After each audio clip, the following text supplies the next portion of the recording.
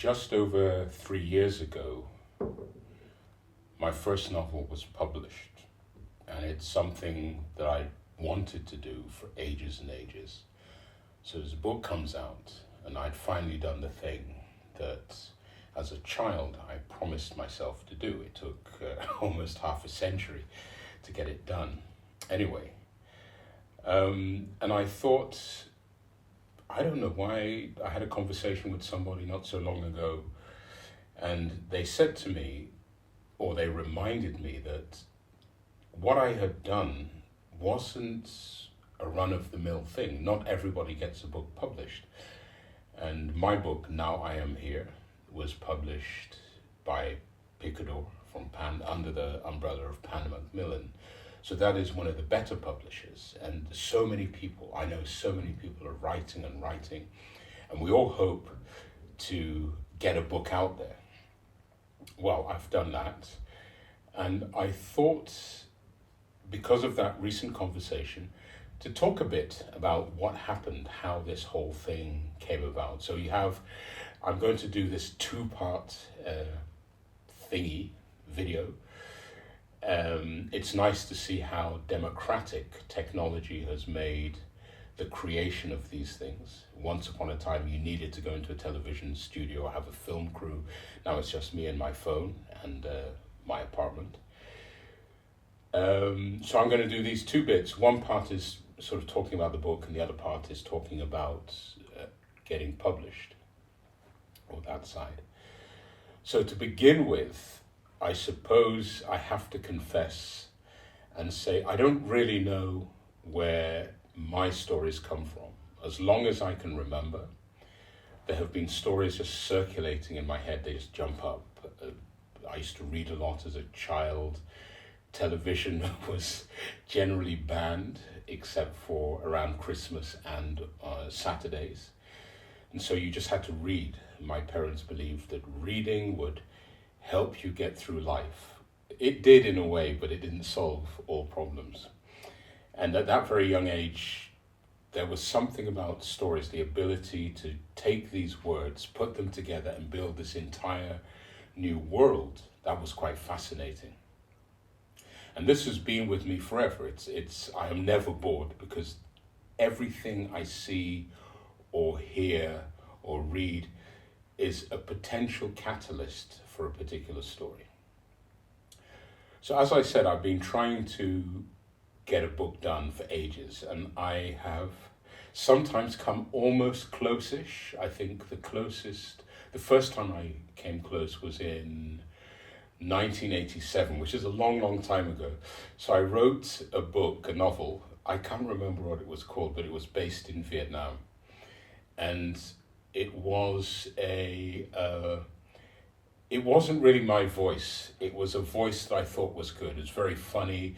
And if you took Catch-22, one of my favorite books, and MASH and blended them together, you'd get this thing. So I get in touch with an agent likes it, grabs everything, takes the manuscript, and just at that time, a series of films about Vietnam were coming out. So they said, nah, sorry. And then I continued every few years. I'd write a new book and send it off, and some would get close. One said, oh, we're really almost there, but it was a bit too dense, and this and that. And it went on and on, rejection after rejection. You get agents.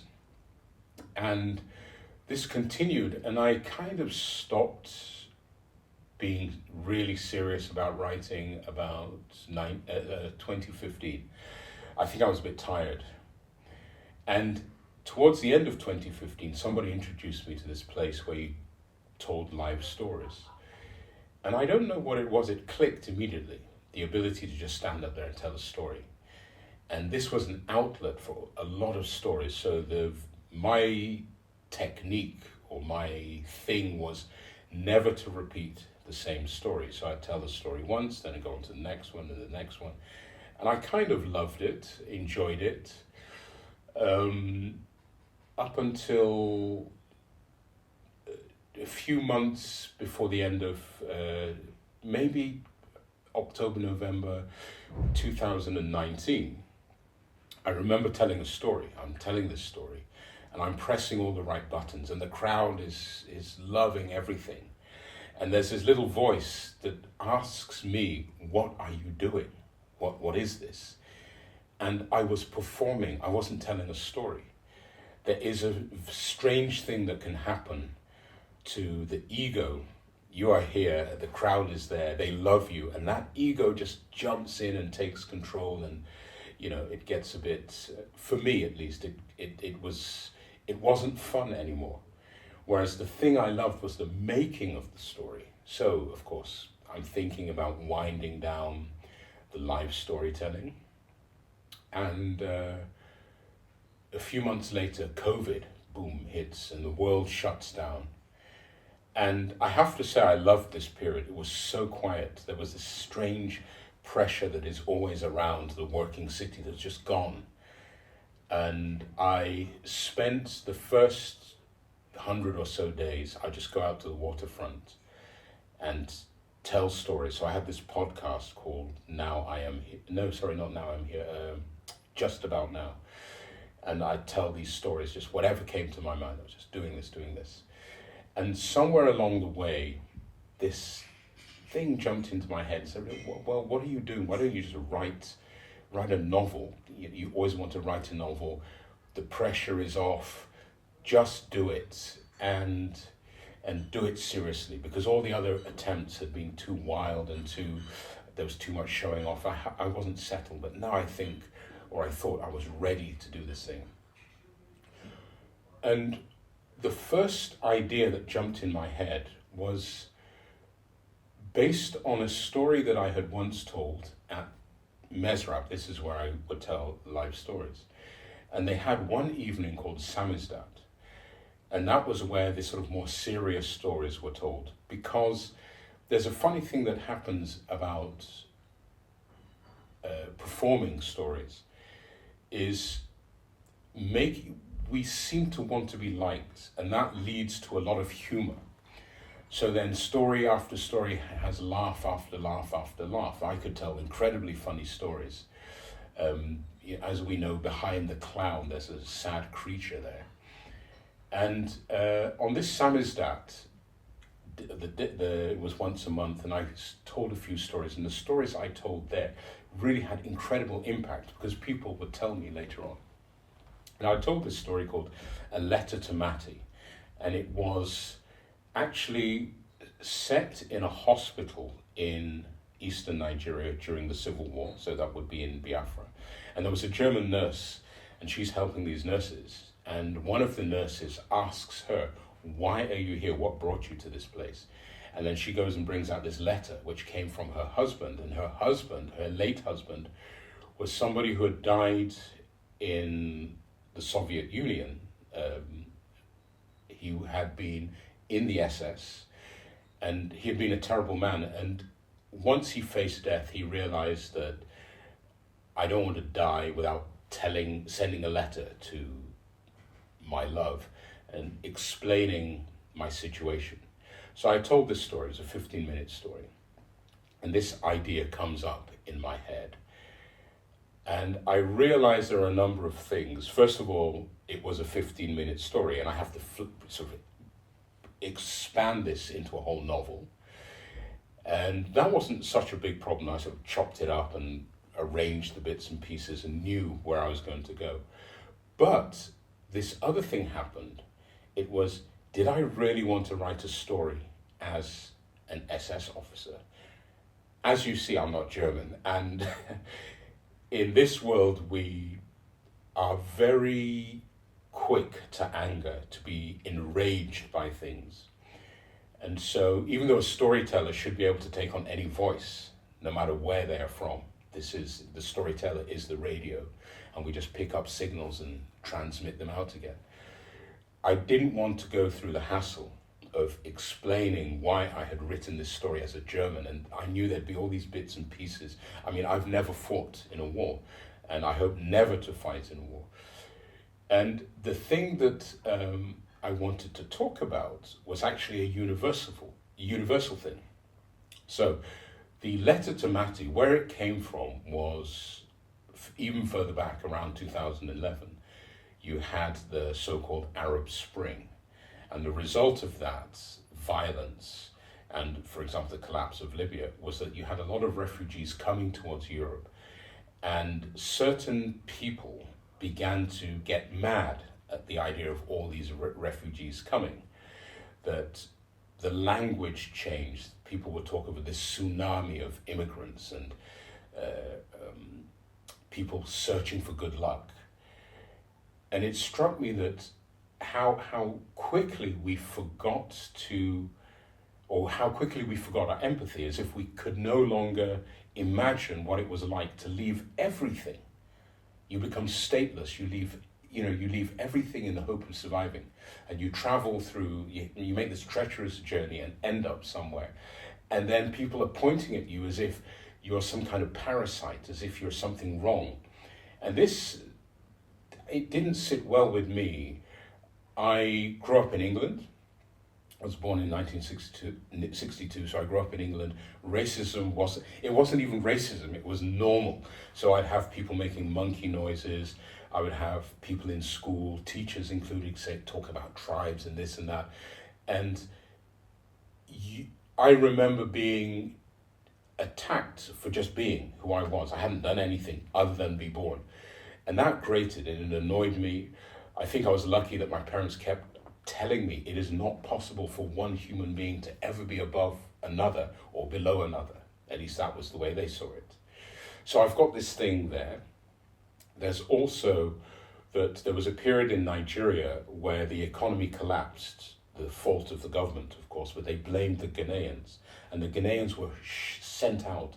And suddenly our attitude towards the Ghanaians became very negative, very aggressive.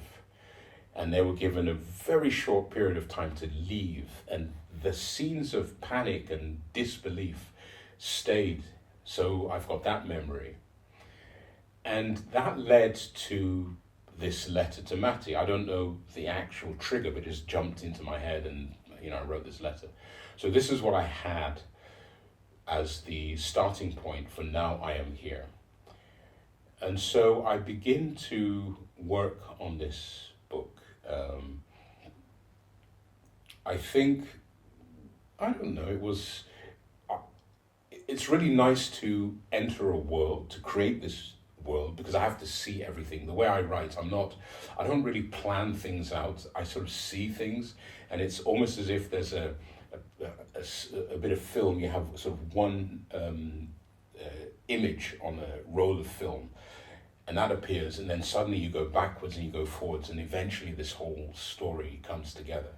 And so I was working on that, and there were a few things I remember. Of course, this time around I said I was going to be serious, so there was a lot of revision, and there was a lot of checking, is this right, is this what I meant to do? And I had, as an sort of antidote to having a nationality, I went for an anonymous person, because I didn't know who. The anonymous person was there as a sort of placeholder until I figured out where this book would be set, because it wasn't going to be set in Germany, but it had to be set somewhere. And I didn't know where to set it. So I eventually set it in this place that is a sort of sampling of early to mid 20th century Europe. Then, on top of that, there's this other thing that sort of played a role, and that was some odd fascination that I had with the battle for Stalingrad in the Second World War.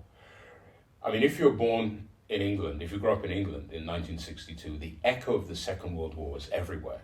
I had some friends whose parents or grandparents had actually, not parents, definitely grandparents, had been in the war, had fought in the war. And there were all these books about it. And in the playground, we played all these games about, I remember admiring the kids who could make the sound of a machine gun with their mouths. I couldn't do that. And we'd have dog fights. As a little side thing about the dog fights, I quickly learned that if you were a German fighter, That is something nobody wanted to be.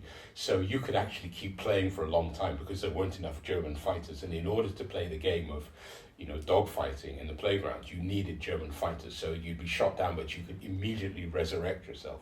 Anyway, that was a side thing. But in that fascination for the Second World War, I would read books. And I remember looking through one of the books, The History of the Second World War. I've forgotten, was it from Time Life? I don't know. But there were these photographs, and there's one photograph in there of a German soldier, flat, who had been run over by a tank in this frosty, cold Soviet Union, somewhere around Stalingrad. And then I began to read about the numbers, the absolute waste, just this wasted, all these lives wasted for to me, no purpose. Somebody had an ego problem or had whatever issues, and millions of people around the world died because of this person. And that stuck with me. And then you had the Nigerian Civil War. So we're in England, but I'm seeing bits and pieces of this. And there's this whole, I don't know, this thing that just stuck in my head. There were certain images that I had seen about the atrocities that were going on in Nigeria against Igbos. It was horrible stuff, but I was too young to really feel it, but the images stuck. So I've got all this stuff, and here we are in this silence of COVID, or the space of COVID, and I begin to write, and I begin to work on this book.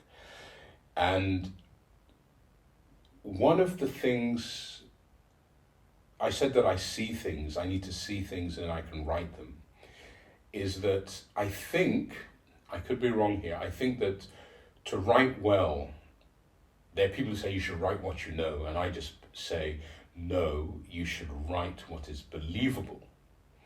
The imagination is a wonderful tool, and if you can use it to convince people of a certain thing, a certain place, certain actions, then use it.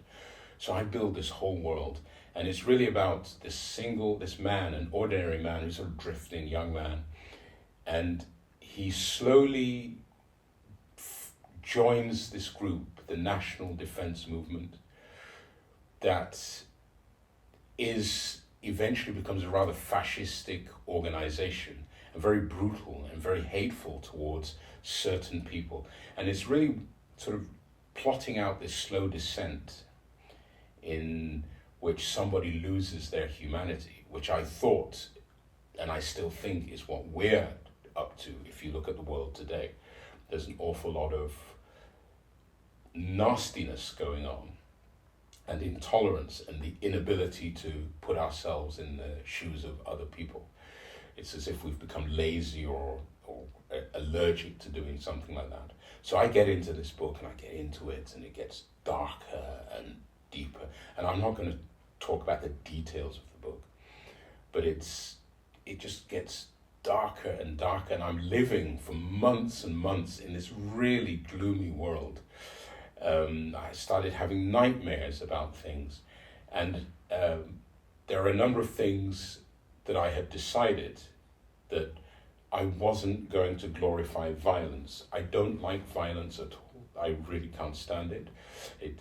I'm in that sense, I wouldn't say I'm a chicken, but it just disgusts me. So some films, I'm watching them and you have all this gore and blood, and it's like, it hits me in the gut. So I wasn't going to do that, and I didn't see the point, because the point was about somebody's descent from a reasonable human being into this dark, dark place.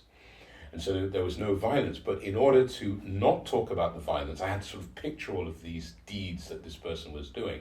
And so I'm sampling everything I'd read about and seen about horrific things, from whether it's the Holocaust, whether it's the German behavior in the south of Africa, colonialism, Rwanda, Pol Pot. I'm looking at all this thing, reading, watching documentaries, Shoah, everything, and it's just to be in a dark place to try and understand, how does somebody gladly go along with such horror? Because these people who do this are not monsters. That was the point I hoped to make. And so I write this, and I get into this place, and it's dark. Sort of jumping backwards again, I remember the very first sentence, because often this is where the stories come. There's this sentence that just appears. I don't know why. I'm walking, usually listening to music, and this sentence appears. And suddenly that sentence sort of, oh, where is it? Who is there? What is happening? And this world begins to, develop. So that was what happened with that part of the book. But the building and creating was enjoyable. Yes, I'm in this dark place, but it was really, really enjoyable. And slowly I realize I'm getting there. You do the first draft, and then you've got a second draft, and a third draft, and a fourth draft, fifth draft, writing again and again and again, erasing things. It's mainly taking these bits out that are sort of too much, and are you making the point? Does this sound real? Is the voice correct? And all of that stuff. And it is really, really, really great fun. And eventually I get to this point where I'm done. I mean, I've written that last sentence, gone through it for the zillionth time, and I feel this book is ready to go out. And I'm telling you, that was such a relief. It was almost as if I had climbed out of a muddy, dark dungeon, and there was light again, and I was free again to think other thoughts, to think about joyful things, with my partner, with family, with, stuff like that. And that was, I think, possibly I just sat, I can't say what time of day it was, but I just remember feeling incredibly relieved that this book was done. I had done it. Now, there are a couple of little things that I might as well add without going into the story. I don't want to go into the story. I don't know. This is really talking about the how it happened. But I did use a lot of music. I use music often to set a mood. So it doesn't matter what I'm doing. I could be cleaning up, I could be building something. I also make lamps and stuff. I sometimes draw and whatever. And I often use the music to put me in a particular mood. And for some reason, this novel latched itself onto a number of pieces of classical music that allowed me to sink into these depths. And I made a playlist, a Spotify playlist. I'm not sure if it's still there. If it is there, I'm going to make a link to that. And I'll also find a way of, there's a PDF with an explanation for all the bits of music and how they relate to the book. I'll see if I can post that somewhere. So that it had that part. I don't know why, but the two, I can't really separate that music from the book. And I often wonder, so far nobody has done it because nobody has asked about it, but I wonder whether listening to the music and reading the book at the same time will change the way the story is perceived. Anyway, that's that. So finally I had written the book that I wanted to write. You send the book off to agents, and of course the first, no, yeah, we love this, but no, yes, no, and then a yes. Or rather I first, you send a few chapters in and you get a message, could I read the rest of the manuscript? And of course I'm jumping for joy, but also with caution, because I've been here before with previous attempts at getting published. And so I send off the manuscript, and I'm waiting, and this waiting is, it's, I like to imagine that I'm very calm and composed, at least on the outside, but internally it's like Niagara Falls in there. So I'm waiting, and finally I get a message. I would like to work with you. Shall we make a call? And that to me was, that I'd never come so far before. And that was absolutely amazing. To me, that was the greatest, one of the great moments of my literary career, which is minuscule, but it was a great moment. I thoroughly enjoyed that. And so that happens, and then the agent makes a few changes, and begins the process of trying to get a book deal. So in part 2, I'll talk a little about the book deal.